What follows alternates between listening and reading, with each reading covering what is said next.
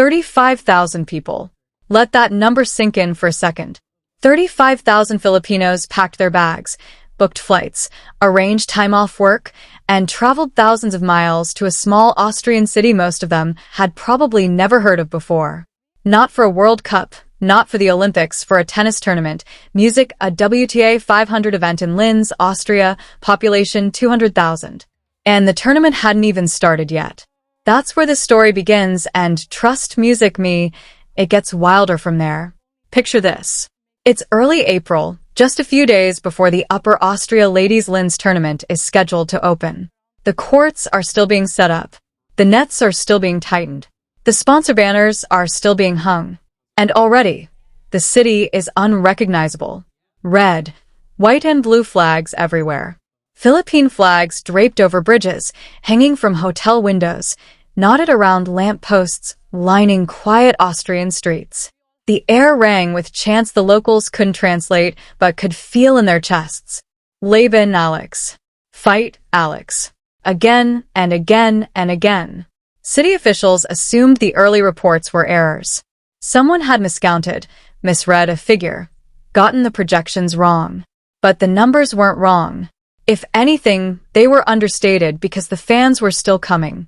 Buses rolling in from Germany, Switzerland, Italy. Trains from Vienna packed wall to wall. Charter flights descending on an airport built to handle a few thousand passengers a day, now processing tens of thousands.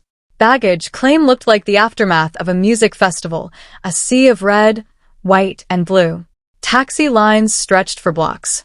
Hotel lobbies were so dense with people that moving through them required effort. Linz had been quietly, completely, and entirely taken over. And the person responsible for all of it hadn't even arrived yet. Alex was still in Mallorca, training at the Rafa Nadal Academy, preparing for her clay season, focused, grounded, doing what she always does. Trying, at least, to stay unaware of the storm building in her name on the other side of Europe. To understand how this happened, you have to understand who Alex actually is. Not just the tennis player, but what she represents. She's 20 years old, from Manila, raised in a country where tennis barely registers as a mainstream sport. Where the road to the WTA Tour isn't paved, it's barely a path. Where the idea of a Filipino girl competing at the highest levels of professional tennis was, for a long time, closer to fantasy than possibility. And then she went and made it real. That matters in ways that have nothing to do with tennis. For millions of Filipinos, especially those living abroad, those who left home to build something better in Europe, the Middle East, North America, watching Alex compete isn't about watching a sport. It's about watching someone carry their story onto a stage the world actually notices. It's seeing their flag in places it almost never appears. It's proof that the sacrifices were worth it, that the distance from home, the years of grinding, the quiet struggles, they can lead somewhere extraordinary. When she wins, they win. When she fights, they fight with her. That's not a fan base. That's a movement. Linz was the moment the world finally had to stop and acknowledge just how powerful that movement had become. The WTA had seen warning signs. At the Australian Open earlier in the year, Eala's first-round match had been scheduled on Court 6, one of the smaller outside courts. The queue of fans waiting to enter wrapped entirely around Melbourne Park. Security eventually turned hundreds of people away. In Dubai, ticket sales surged 48% year over year, a jump analysts traced directly back to one name. In Miami, the ticketing system didn't slow down. It crashed. Completely overwhelmed the moment sales opened because the volume of simultaneous purchases was beyond anything the platform was built to handle. The WTA noticed. They made adjustments, bigger courts, additional staff, attempts to get ahead of the demand. But they were always trailing it. Because the thing about the Alex Effect, the thing that makes it genuinely difficult to plan around, is that it doesn't plateau. Every tournament, every match, every time she walks onto a court, the wave grows a little larger. And nobody had truly prepared for what happens when that wave breaks on a city the size of Linz. By the time the sun went down on April 3rd, local officials were making phone calls they had never expected to make. The tourist board, which had listed the Linz Open as a minor entry on the city's annual calendar, was suddenly fielding inquiries from international outlets that had never previously covered the tournament. Philippine news stations established live broadcast positions outside the design center Linz, anchors standing in front of the venue with flags waving behind them, reporting back to millions of viewers who were tracking every development from home. Restaurants in the city center that had never served Filipino cuisine were scrambling to add adobo and lumpia to their menus. Local businesses were calling recruitment agencies, looking for Tagalog-speaking staff. One local official, visibly running on almost no sleep, told reporters, "We've never seen anything like this. It's as if an entire city appeared overnight. And they're all here for one person." Inside the WTA's European offices, the atmosphere was something else entirely. Emergency meetings. Officials pulling up maps of Linz, searching for larger venues within a practical distance. There weren't any. Vienna was an hour away, and relocating the tournament at this stage was impossible. The hotels were booked, travel arrangements had already been made, and the fans had already arrived. Limit venue entry? Too late. The tickets were already sold. Bring in more security. Personnel were already stretched thin across the city. One official, speaking without attribution for obvious reasons, said it directly. "We are not prepared for this. We have never been prepared for this. The Alex Effect has been building for months, and every time we think we understand its scale, she proves us wrong." That quote captures exactly where professional women's tennis finds itself in 2026. The sport has spent years searching for its next defining star. Someone capable of moving the needle, filling venues, reaching the casual fan who doesn't normally follow the tour. They found her. She's 20 years old, ranked 45th in the world following a recent dip, and she has never won a Grand Slam. By every conventional measure, she isn't close to the sports summit.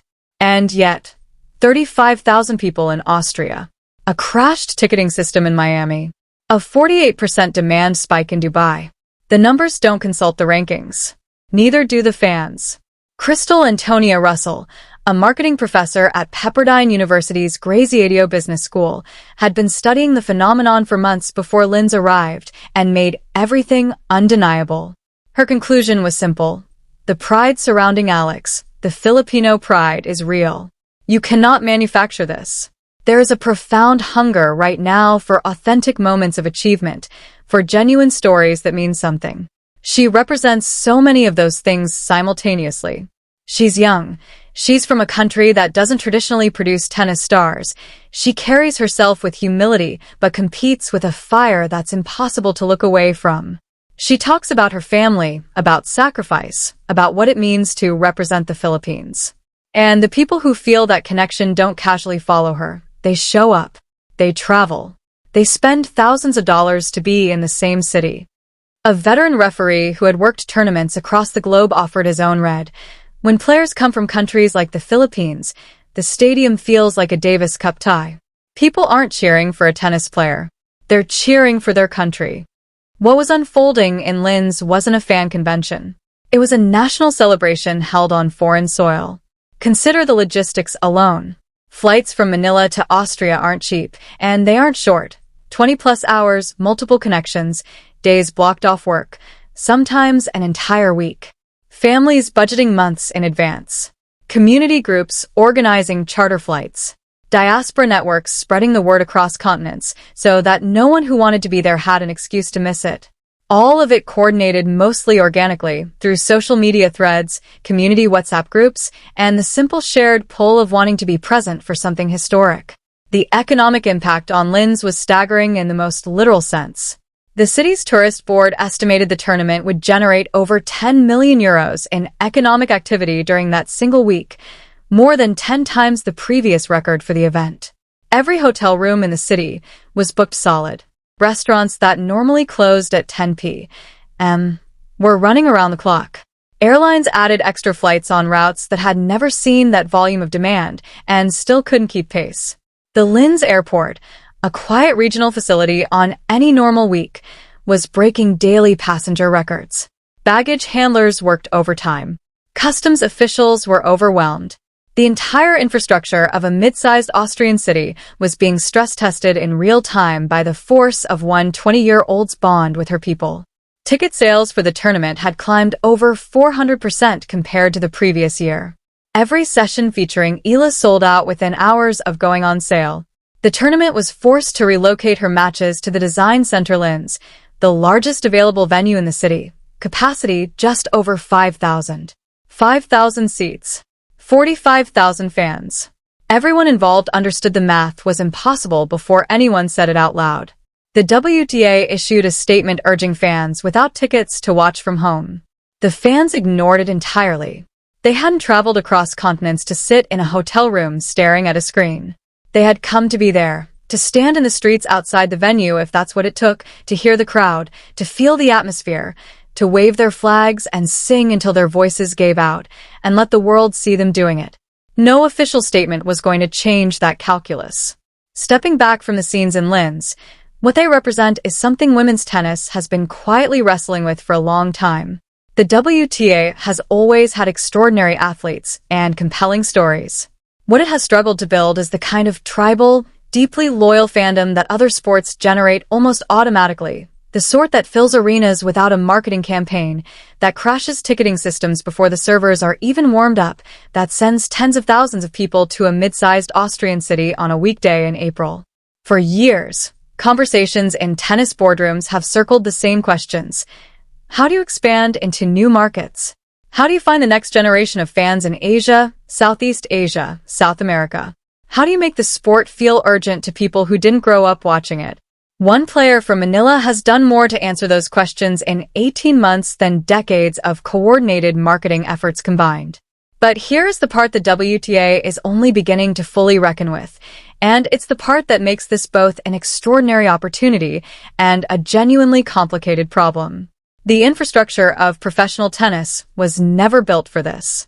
The tournament system, the venues, the scheduling, the ticketing platforms, all of it was designed around a world where fans come to the sport in manageable numbers, fill reasonably sized venues, and watch tennis in reasonably organized fashion.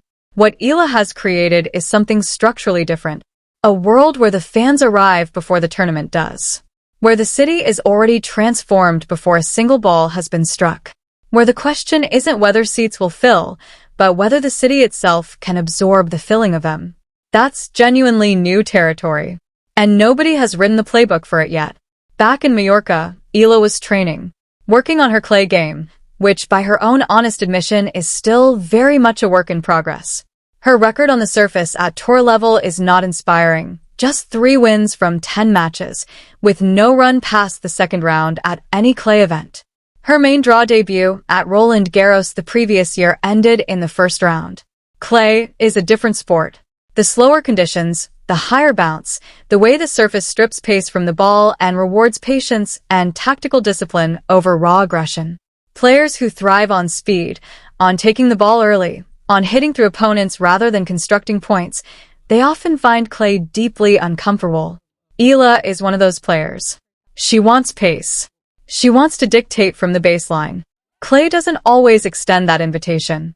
In a conversation with former world number 1 Andy Roddick on his podcast, she'd spoken candidly about the challenge of evolving her game, about how opponents were now studying her more carefully after her rapid rise up raised serious questions of her tennis.